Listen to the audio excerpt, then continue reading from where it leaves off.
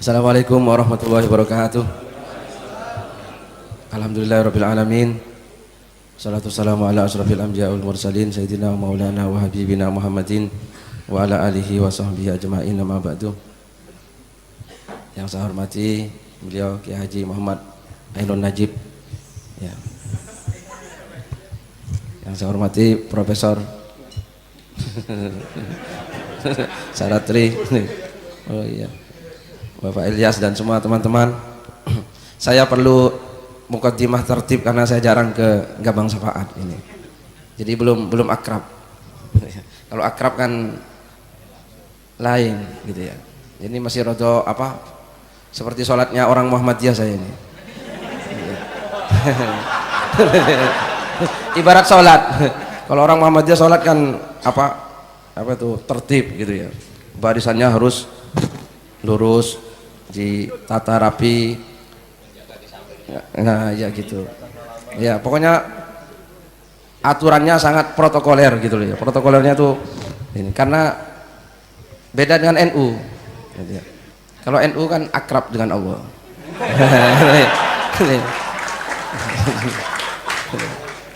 Sehingga apa tertib administrasi ini tidak begitu penting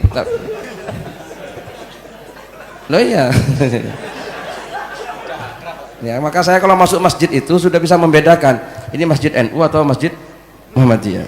Kalau bersih, rapi, pokoknya pokoknya sangat administratif, wah ini Muhammadiyah ini. Nah, kalau NU itu maaf. Nah, kalau NU ini kan akrab dengan Allah Ta'ala gitu ya, akrab, sehingga bisa ya sama Allah tuh enggak, luarnya agak begitu serius, dalamnya serius.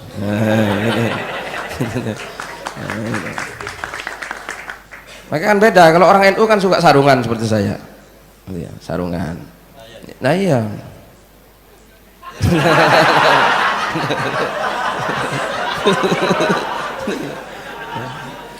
Karena kalau sarungan ini kan bebas bergerak gitu ya. Kan begitu Pak ya, gampang dicek juga. Jadi maaf ini saya rodo administratif tadi pakai kata-kata mukaddimah yang serius karena ini saya merasa masih kurang begitu akrab ini. Ya kurang familiar gitu ya. Apa yang mau saya sampaikan tadi? Oh iya ya, jadi urusan protokoler gak usah dibuat pertengkaran ya. Ya, masalah sholat itu protokolernya gak usah pertengkaran, yang penting hatinya gitu ya. Gak usah tarung-tarung terus pakai sarung sholat, pakai celana itu boleh apa enggak gitu ya. Jelas menurut fikih yang saya pahami, kalau sholat pakai celana itu tidak boleh. Oh iya, masuk celonan. Nah iya, kalau sebelum sholat pakai celana baru sholat boleh gitu ya. Kalau sedang sholat pakai celana ya tidak boleh. Ya sudah gitu ya. Baik, saya mau paham ya, bukan hanya pakai celana yang tidak boleh, pakai sarung juga gak boleh.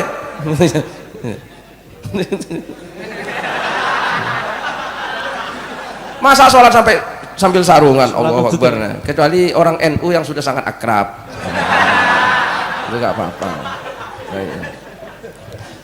Jadi kalau sudah akrab itu aturan protokoler itu kan tidak begitu ya, tidak begitu diperhatikan itu kalau sudah akrab. Maka berakrab-akrablah dengan Allah Ta'ala supaya sampean selamat dari dari ini loh, ini enggak musyrik apa enggak, itu orang-orang yang masih jauh dari Allah Ta'ala, sehingga wedi terus kepada Allah Ta'ala, dikira Allah itu kejam, mau sedikit salah, padahal enggak. Allah itu Rahman Rahim ya kan. Kalau bahasanya Gus Mus itu Allah itu syakur itu maha nerimake, wis rapopo yang ini gitu Gus. Allah itu nggak mungkin kok nuntut yang terlalu berlebihan dari hambanya, wis rapopo semarang ae yang ini rapopo. Nah itu sudah ya, saya teruskan ini saja tugas kepada saya ditugaskan membacakan, sebenarnya nggak harus menjelaskan, berarti firman Allah Subhanahu wa taala, yang berbunyi wabtaghi fima ataka Allahud darul akhirata wala tansa nasibaka minad dunya, dan seterusnya, wa ahsin kama ahsanallahu ilaik, dan seterusnya, wala taghil fasada fil ard innallaha yuhibbul muhsinin, itu ya, seterusnya begitu. Nah, wabtaghi fima ataka Allahud darul akhirah, ini perintah, ini pertama kalimat ini kalimat perintah. Wabtaghi, dan carilah olehmu, fima atakallahu, di dalam apa yang Allah memberikan kepadamu. Ini sebetulnya bahasanya tidak dengan apa, tapi di dalam apa, ya. Tolong dicermati. Carilah bukan dengan, tapi di dalam. Fima, wabtaghi, carilah olehmu, fima, di dalam apa. Ma ini abstrak loh, karena abstrak itu isinya bisa apa saja. Fima, di dalam apa pun atakallahu, yang memberikan Allah kepadamu. Ya, apa yang sampean rasakan itu pemberian dari Allah, carilah di situ itu ad-darul akhirata, kepada kehidupan akhirat. Wala tansah nasibaka minat dunya, dan jangan kamu lupakan bagianmu dari dunia. Ayat ini menjelaskan gini, supaya kita itu ya, di dalam apapun yang diberikan oleh Allah kepada kita, carilah sisi akhiratnya. Antara dunia dan akhirat itu, ya, jangan dianggap sesuatu yang jauh atau berbeda, jangan. Gitu ya. Dunia itu, kata dunia itu kan gini, dunia itu ya, dunia itu bukan uang, dunia itu bukan jabatan, dunia itu bukan wanita cantik atau laki-laki yang ganteng, bukan. Jadi jangan dianggap kalau orang cari istri itu dianggap mencari dunia, ya belum tentu. Jangan dianggap orang kalau cari uang, oh ini golek dunia, bukan Pak Ilyas. Nah iya, jangan dianggap kalau orang cari jabatan terus cari dunia, ya bukan. Terus sampai berkesimpulan setiap orang yang masuk masjid mesti cari akhirat akhirnya. Setiap orang naik haji mesti cari akhirat. Setiap orang sedekah cari akhirat. Setiap orang sholat duha cari akhirat, ya belum tentu. Nah ini tolong bisa dipahami di sisi jangan materialistik, gitu ya. Orang kan terkadang begini, golek dagang, wah ini golek dunia, ya belum tentu. Wah ini naik haji, umroh, golek akhirat iki. Oh iki apa? Macul, jadi dosen, wah ini dunia iki. Apalagi Universitas Negeri Semarang, bukan UIN. Dosen dunia ini berarti ini. Golek dunia. Nah, terus kalau dosen di Universitas Islam Negeri apa sini? Wali Songo, akhirat iki. Tidak seperti itu, ya, tidak. Kan tidak, ya apa enggak? Terus kalau orang sholat pasti golek akhirat, apa begitu? Kalau sampean sholatnya husuk gara-gara mumet ditagih hutang, ya Allah, tolong ya Allah 100 juta. Ya ilmu golek 100 juta itu gak oleh Allah Ta'ala, ya kan? Ya Allah, mudah-mudahan segera dapat jodoh ya Allah, tak sholat 100 rakaat, ya mau golek jodoh itu. Tapi golek jodoh pun belum tentu dunia. Nah itu ya. Maka tolong ini dicermati, carilah dalam apa yang diberikan Allah kepadamu itu kehidupan akhirat. Yang diberikan oleh Allah kan banyak. Ada yang diberi, pertama badan kita, kesehatan kita, pikiran kita, hati kita, ilmu kita, termasuk uang, termasuk kursi. Ya kursi yang di rumah, bukan yang dicari-cari itu, gitu ya. Bukan kursi DPR gitu ya. Ya termasuk seterusnya. Itu semua kan pemberian dari Allah Ta'ala. Carilah olehmu dalam itu kehidupan akhiratnya. Jadi kita bukan anti uangnya, bukan anti jabatannya, bukan anti mengajar di UNIS-nya, Unis. Unis saya ini. Tapi Pak Ilyas, carilah dengan mengajar itu akhirat. Gak harus di UIN. Gak harus mengajar mahasiswa sampean, ngajar mahasiswi juga gak apa-apa. Tapi carilah akhirat. Itu pesan Allah Ta'ala. Nah ini nanti biar beliau yang menjelaskan ini apa bedanya akhirat dengan dunia. Ini jangan sampai keliru, jangan sampai dipisahkan. Barang satu, nah teh ini bagi Pak Ilyas bisa jadi dunia, bagi saya akhirat. Padahal teh satu.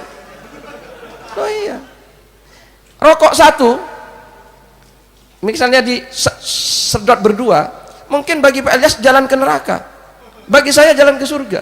Nah, ini loh iya bisa seperti itu. Maka jangan materialistik sampean. Jangan karena satu rokok berdua terus besok kira-kira sama-sama masuk neraka, belum tentu. Bisa jadi sini neraka, saya surga, kan begitu. Atau sebaliknya surga semua. Itu seperti itu ya. Tolong dicermati. Karena ini sekarang banyak orang berpikir itu materialistik. Ya apa enggak? Materialistik. Berpikir kehidupan serba materialistik, termasuk masalah surga neraka materialistik, masalah dunia akhirat juga materialistik. Lek wis pecian, sarungan, surbanan kiai, belum tentu. Bisa jadi yang kiai yang nggak pakai peci. Nah, kan gitu. Maka orang gila tadi yang mencari kiai-kiai, mudah-mudahan kiai orang gila yang materialistik sehingga salah sasaran. Dikira kiai padahal jemuran bajingan, dipateni tenan nggak apa-apa. Nah itu ya. Lo ya kan? Oh iki surbanan iki. Oke, anu kiai iki. Nggak apa-apa patenono. Wong nyatanya bajingan. Nah itu. Mudah-mudahan orang gilanya materialistik sehingga salah sasaran. Gitu ya. Loh iya yang kiai tenanan yang mana ini jangan materialistik loh. Gitu ya. Dan seterusnya itu ya. Wabtaghi fima ataqallahu darul akhirah wala tansa nasibaka minad dunya. Carilah olehmu di dalam apa yang diberikan Allah kepadamu, carilah kehidupan akhirat dan jangan kamu lupakan dunianya. Itu Pak Ilyas. Misalnya bojo, itu Pak Ilyas ya. Bojo harus sampean nikmati ke akhirat. Boleh sampean sedikit saja dunia. Ya rapopo lah. Nah itu saja. Itu saja. Itu walatan sana sih bagan. Itu. Oh iya. Itu bagian dari surga itu. Nah itu ya, gitu. Gitu ya. Oke? Itu tugas saya. Ini nanti bagaimana supaya ini menjadi dunia, bagaimana menjadi akhirat. Ini kita diskusikan nanti. Gitu ya. Yang kedua tugas saya apa tadi? Wah. Nah, faman kanat hijratuhu, ini kan sabda Rasulullah ya. Ketika dulu gini, Rasulullah kan hijrah bersama para sahabat gitu ya.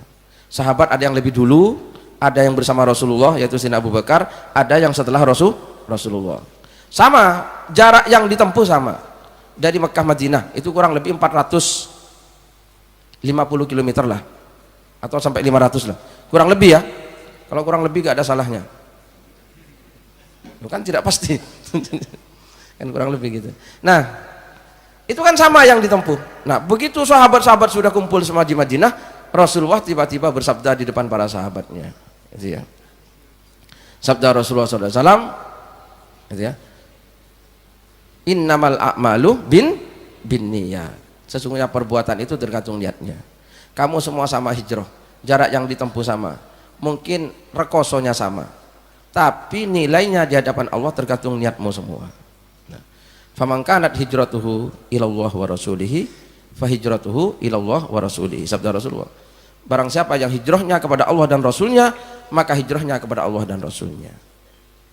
Wa man kanat hijratuhu limra'atin yankihuha au dunya yusibuha fahijratuhu ila ma hajara ilaihi. Sabda Rasulullah, barang siapa yang hijrahnya karena untuk menikahi wanita atau karena untuk mengejar dunia, maka meskipun jarak yang ditempuh sama, rekosonya sama, tapi hijrahnya dia yang menuju dua yang tadi. Itu karena ada sabda Rasul begitu, itu karena ada seorang sahabat yang hijrah bersama Rasulullah itu karena ngober perempuan, dan Rasulullah tahu gitu ya. Jadi karena ada seorang perempuan yang dicintai hijrah ikut Rasulullah, dia gak kerasan di Mekah, wah piye iki yang saya cintai kok ikut Rasulullah ke Madinah, maka dia itu hijrah juga. Maka Rasul bersabda seperti itu di depan sahabatnya gitu ya. Nah gini gitu ya. Saya kan hanya suruh membacakan ya gitu ya. Jadi gini, termasuk nanti yang membedakan ini apakah dunia atau akhirat, salah satunya loh adalah niatnya, kan begitu berdasarkan ayat tadi. Jarak yang ditempuh sama, yang dilakukan sama, tetapi yang satunya bernilai jangka panjang ukhrawi, yang satunya karena kepentingan jangka pendek. Dunia itu artinya, dunia itu bahasa Arab, dunia itu artinya satu rendah ya, rendah. Berarti lawannya akhirat itu adalah tinggi. Jadi kalau sampean yang dipikirkan perut ke bawah, itu berarti dunia, karena itu kan rendah. Nah, tapi kalau perut ke atas besok akhirat lah, nah, kan gitu. Karena artinya dunia itu rendah, berarti akhirat itu tinggi. Terus dunia itu juga dalam bahasa Arab artinya dekat, ya, dekat. Jadi ad-dunu itu arti al-qurb, dekat. Jadi Pak Ilyas ini duniaku, dekat denganku. Nah itu ya, dekat. Tapi berarti akhirat itu jauh. Jadi sama-sama yang dilakukan, ada yang kepentingan rendah, ada yang kepentingan sekarang, bukan masa depan, maka itu namanya dunia. Itu yang kedua ya. Nanti kita diskusikan. Selanjutnya yang ketiga tadi, meskipun nanti Pak siapa? Bukan, beliau yang akan menjelaskan, Pak Nur. Nah ini ayatnya itu mangkana yuridu harsal akhirati nazid lahu fi harsi. Barang siapa yang menginginkan kebun di akhirat, maka akan kami tambahi kebunnya. Wa man kana yuridu harsad dunya nu'tihi minha wa ma lahu fil akhirati min nasib. Itu ya. Dan barang siapa yang hidupnya itu menghendaki kebun di dunia, maka Allah berfirman, akan aku beri, tapi dia tidak akan mendapatkan bagian di akhirat. Nah, itu. Gini, kalau sampean tujuannya jangka panjang, yang jangka pendek itu mesti terlampaui gitu ya. Jadi kalau sampean tujuannya ke Jakarta, sampean nggak usah mikir Pekalongan, ya mesti lewat Pekalongan, iya apa enggak? Loh iya, terkadang kan kita itu ke Jakarta tapi sampai Jakarta masih mau balik lagi, oh aku kok mau ketok Pekalongan ya, lu piye? Berpikirlah akhirat jangka panjang dan seterusnya. Maka dunia itu mesti dan akan diberi tambah oleh Allah Subhanahu wa taala. Sekarang orang itu kan banyak ragu kalau ngejar yang ukhrawi tadi, yang jangka panjang, yang tinggi, itu ragu khawatir gak dapat yang rendah, yang dekat. Padahal gak mungkin orang itu kalau mengejar yang jauh kok gak dikasih yang dekat, itu gak mungkin. Loh iya, saya bukan karena ada orangnya, bukan. Mudah-mudahan beliau tidak dengar waktu saya katakan. Nah, iya. Sastrawan di Indonesia kan banyak, budayawan juga di Indonesia banyak, ya apa enggak? Tapi kan terus duniawi tujuannya, duniawi. Karena duniawi yang dicapai juga dunia dekat dan pendek. Sampai lihat penyanyi-penyanyi yang musiman itu, dia eksis paling hanya berapa bulan, ya apa enggak? Setelah itu dia ya mati begitu saja. Kenapa? Karena dunia tadi yang dikejar. Dunia itu yang pendek, yang dekat. Dan banyak juga sastrawan dan budayawan dan seterusnya, orang-orang pemikir lah dan segala macamnya. Karena beliau ini ya sastrawan, ya budayawan, ya pemikir, ya filosof, ya dan semualah. Gitu ya. Tapi karena panjang, siapa yang bisa mendatangkan kayak sampean sampai nanti jam 3 malam ini? Ini sampean kalau beliau ini ketemu sampean karena untuk dapat kursi DPR, ini harus nyangui minimal 100.000 per orang. Ya apa enggak? Dan itu pun belum tentu mau. Ini sampean kan enggak disangui, sampean sanggup sendiri. Datang sendiri, bahkan ngejar ke sana kemari. Ini ada yang kemarin di Jogja ada, besok di Pati ada, di Surabaya ada, di Jombang ada. Piye iki? Kan enggak rasional. Ya Pak, nah ini ada di mana-mana ini. Ini bawa sendiri kan? Sanggup kan? Termasuk bawa pistol sendiri kan? Nah iya kan? Nah, ini kalau yang dikejar itu akhirat. Dan ini tidak mungkin dicapai oleh siapapun kecuali orang yang punya cita-cita sama atau lebih dari itu. Tidak mungkin. Nggak mungkin. Gitu loh ya. Karena janji Allah tadi, barang siapa yang menginginkan akhirat, akan aku tambah kebunnya. Bukan hanya seperti keinginannya lebih. Ini juga tidak dipikirkan oleh beliau. Gitu ya. Tidak dipikirkan. Ya apa enggak? Dan sampean nggak usah berpikir beliau untuk menjadi presiden Indonesia. Ini sudah melebihi Indonesia ini. Presiden-presiden yang ada itu paling hanya 5 tahun, 10 tahun Pak Ilyas. Kalau ini berapa ratus tahun nanti kepresidenannya? Loh iya. Sampai hari kiamat. Ya apa enggak? Coba sampean pikirkan itu. Maka sampean mumpung sekarang sampean masih muda, berpikirlah ke sana, maka sampean akan dikasih yang lebih oleh Allah Subhanahu wa taala. Gitu loh. Dari apa yang sampean pikirkan. Kalau sampean itu hanya punya cita-cita ke Pekalongan, tapi karena sampean diakhiratkan, sampean akan tekan Sumatera. Loh iya, oleh Allah akan mendorong sampean ke Sumatera. Gitu loh ya. Tapi kalau sampean dunia dekat, pendek, keinginannya sampai ingin Pekalongan, paling sampai sini, baratnya Semarang apa? Kendal paling sampai. Itu pun sudah ngos-ngosan. Loh iya. Maka ayo ke sana. Itu janji Allah, barang siapa yang menghendaki akhirat, maka Allah akan tambah kebunnya. Gitu ya. Apa yang sekarang diberikan Allah kepada beliau, ini belum pernah loh diberikan kepada orang lain di Indonesia. Sampai buka lembaran sejarah Indonesia. Pernah ada seperti ini. Gento-gento mau kumpul di masjid kayak ini. Loh ini paling sulit kumpulkan anak kayak ini Pak. Paling sulit. Gento kok dikumpulkan diajak ngaji. Wah, itu. Iya apa enggak? Di tempat saya itu tiap malam Jumat ada pengajian disiarkan lewat pengeras suara. Ya yang datang ya yang tua-tua yang sudah mau meninggal dunia. Itu loh ya. Dan itu ajak ya itu terus gitu loh. Sehingga saya kan tidak mau karena dipandang sudah tidak menarik. Saya cari yang lain saja. Loh iya, lah ini kayak sampean ini. Ini masih muda-muda semua. Ini kan mestinya orang-orang yang tidak senang ngaji sampean. Mestinya senangnya pacaran, main game di kafe, di lapangan sana. Tapi berkumpul tiap malam di beberapa tempat ribuan orang. Ini kalau bukan Allah kan tidak bisa. Ini gak bisa dibayar, gak bisa ditukar dengan dunia. Ini berapa triliun pun tidak bisa ini. Orang silakan 9 naga punya uang berapa triliun kumpulkan untuk membuat istiqomah kayak ini, tidak bisa Pak Idris. Ini tidak ada. Inilah kalau cari akhirat.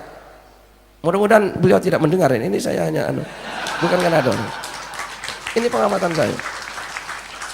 Ini saya hanya menyemangati sampai ayo carilah akhirat, sampai akan dikasih lebih.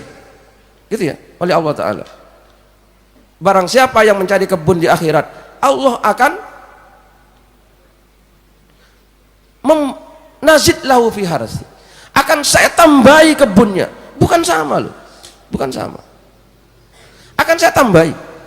Tapi wa man kana yuridu harsad dunya nu'tihi minha wa ma lahu fil akhirati min nasib. Barang siapa yang ingin kebun di dunia, akan aku beri sesuai dengan keinginannya, dan di akhirat tidak akan saya kasih. Itu firman Allah Subhanahu wa taala. Ya. Satu lagi gitu ya.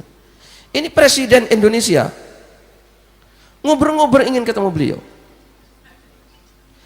Mana ada orang yang tidak ingin ketemu dengan presiden Indonesia sekarang? Itu ya. Loh iya.